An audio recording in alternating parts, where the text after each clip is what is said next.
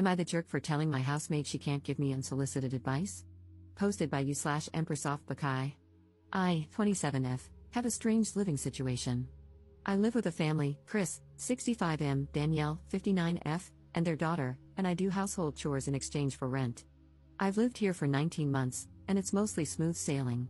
I work full-time and am applying to law school.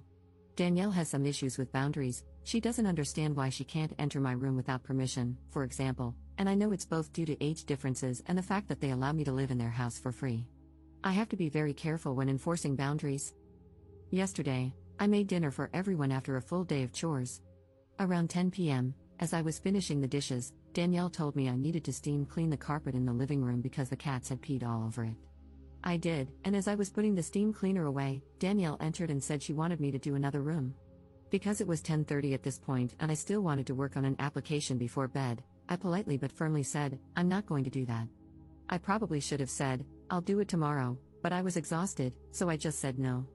I put the machine away, submitted my application, and went to bed. Tonight, as I was finishing up my meal prep for the week, Danielle cornered me in the kitchen. She said, I don't want to fight about this, but I wanted to mention something. Last night when you told me you weren't going to clean the other room, I found it rude. You should be careful when you say things like that at work so that you don't get fired. I was floored. I snapped, Danielle, you haven't had a job since before I was born. You don't get to give me advice about how to act in the workplace. She rolled her eyes and huffed, see, I didn't want to fight about this, and walked out of the room. I called after her, then maybe don't bring it up. Danielle hasn't spoken to me since, and I don't know what's coming. For context, Danielle has only had one job in her whole life, from age 22 to 25. After that, she quit to raise kids. I grew up very poor, have been working since I was 14, and have been supporting myself since I turned 18. They offered to start our arrangement in 2023 because they needed help around the house and I was struggling financially.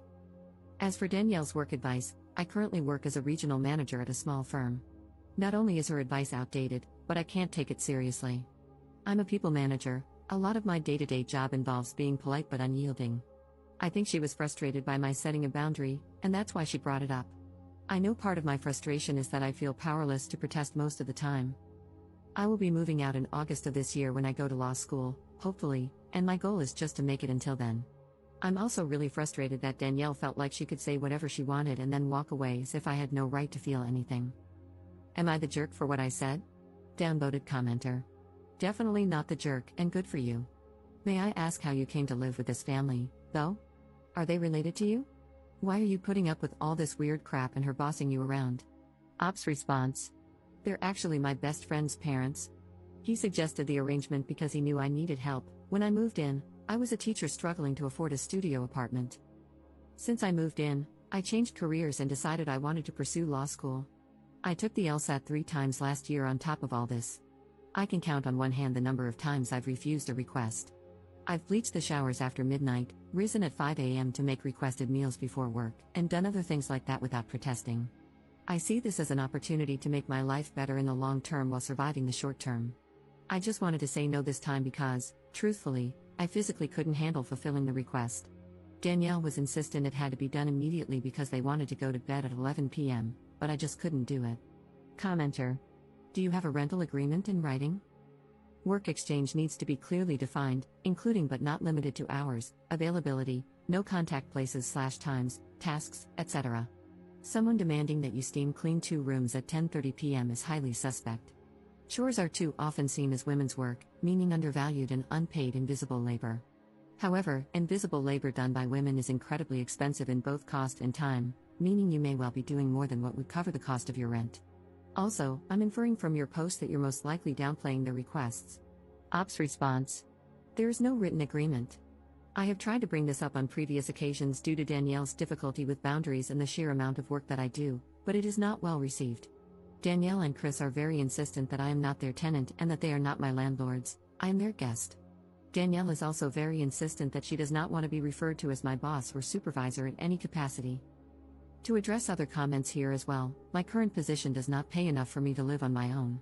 I realize that the situation is probably predatory, but since there are only 8 months left, I plan to just stick it out. It has saved me a lot of money, and I'm thankful for that. Top commenter. You're the jerk, not for saying no, but for how you said it. You were not polite. Also, Danielle is not your housemate, she and her husband are your landlords and bosses. You may not be paying rent, but you are paying by being live-in help. Ops very downvoted response.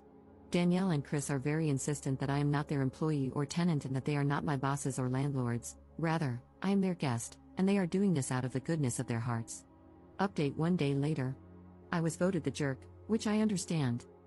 What I do adds up to about $2,000 per month if you go by the standard of $20 per hour, or about 100 hours per month. Most of those hours are concentrated on weekends and 2 to 3 evenings per week. I make enough food that there are leftovers, so I can have a couple of nights off. Included in those hours is a lot of care for their adult daughter, who lives with us and is disabled. If I babysit the house pets while the housemates go on vacation, which happens a lot, I charge a $20 per day stipend. We have 2 dogs, 3 cats, a gecko, and some fish. One of the cats is mine. This is why I clean the carpet without protest, because it's just as likely the piss was his as any of the other cats. I've said no to requests 3 times in 19 months, and each time has been met with pushback like this. All 3 refusals were due to the time of night they were asked. Many have called this a form of modern-day slavery, and I see where you're coming from. I've been fine with the situation remaining largely undefined because even when I protest chores, I haven't been threatened with eviction. I entered into this situation at a time when I was overwhelmed and desperate. It might be predatory, but it was the best opportunity I had. I could have protected myself better going in. As for why I stay in it, it's because there's an end date in sight, and it will set me up well to keep funneling money into savings for the next few months. If I were evicted, it would suck, but I would be fine.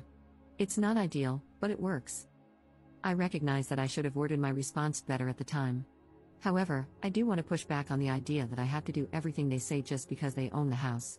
If a boss demands overtime from me that's not previously agreed on, I am allowed to say no, and I have done it many times without affecting my employment whatsoever. In fact, my current boss, whom I've done this with the most, often using the same wording as here, wrote me an excellent letter of recommendation for law school. Times have changed since the 1980s, and saying no to unreasonable demands is becoming more and more acceptable. What she meant when she said, "You should be careful when you say things like that at work," was that I shouldn't be assertive at all in a situation where I am a subordinate, which I very much think is outdated advice. I was not invalidating the difficult work of raising a family that Danielle did. I would not dream of offering someone else parenting advice because I haven't been in their shoes. Hypothetically, if the last time I had raised a child was 30 years ago, I also wouldn't give advice on raising a kid in the iPad generation. Danielle should not be doing the same to me about work. She is not my professional boss. She has never worked in my field.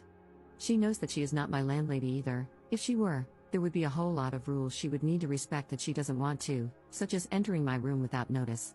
Again, because I am getting some benefit from the situation, I don't and won't threaten legal action here, as I have enough documentation to protect myself. In addition, Chris, Danielle, and I all have personal stakes in making this work. We have a ton of mutual friends, one of whom is their son and my best friend. Danielle and Chris have some chronic illnesses that make housework hard for them, so they are also getting a lot out of this situation. I plan to apologize and smooth things over. I will follow much of the advice mentioned here about protecting myself better moving forward. Perhaps naively, I hope this will end well. Danielle and I actually get along very well most of the time. We don't hate each other by any means, and we both ultimately want to see the other happy. That's why this has worked for so long.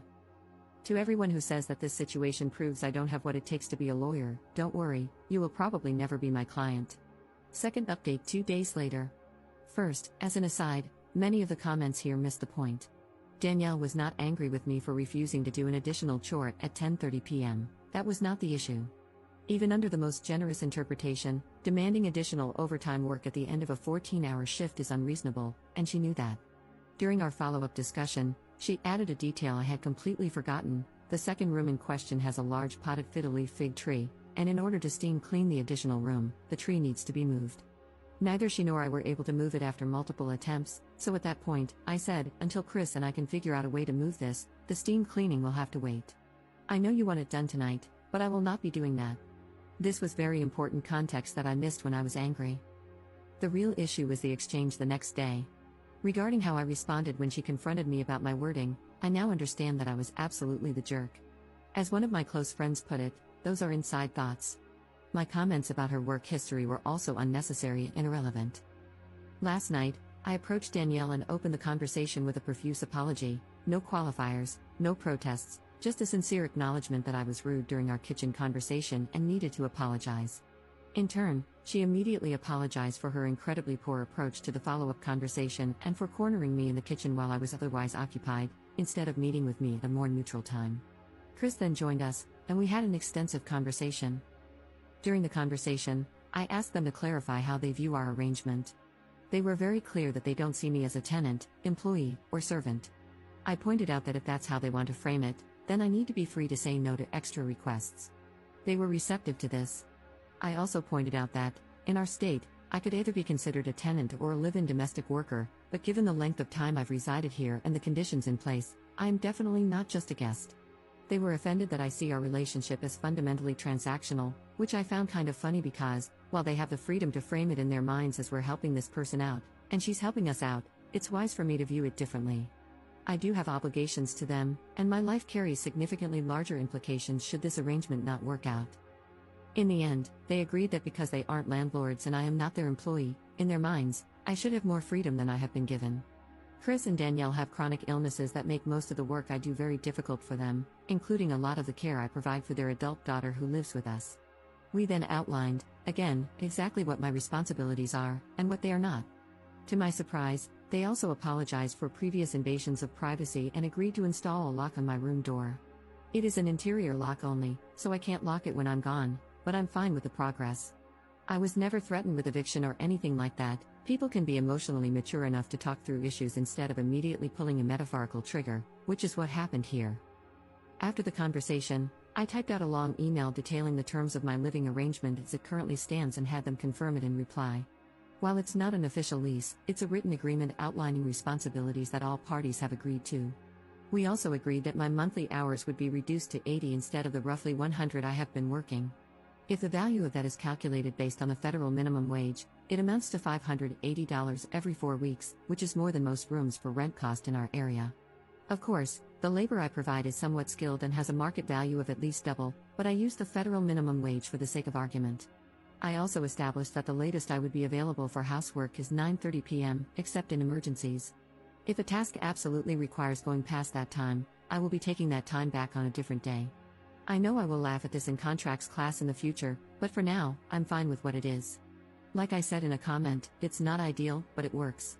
I'm not in a position where I desperately need this arrangement anymore, but I plan to stay until August because being able to funnel what I would otherwise pay in rent into savings is doing wonders to set me up for the future. To everyone who commented something along the lines of, "You have to do everything she says, you're the help, or you're entitled," I encourage you to reconsider that perspective. Employees, household help, and anyone in a subordinate position are still individuals who deserve basic respect for their space, their time, and their person. No laws, no matter how extensive, take those basic rights away. Also, if you said it was my fault for being in this situation in the first place, kick rocks. We are all working through our own situations, choosing the best available option even if it isn't perfect. That's not weakness or stupidity, that's life.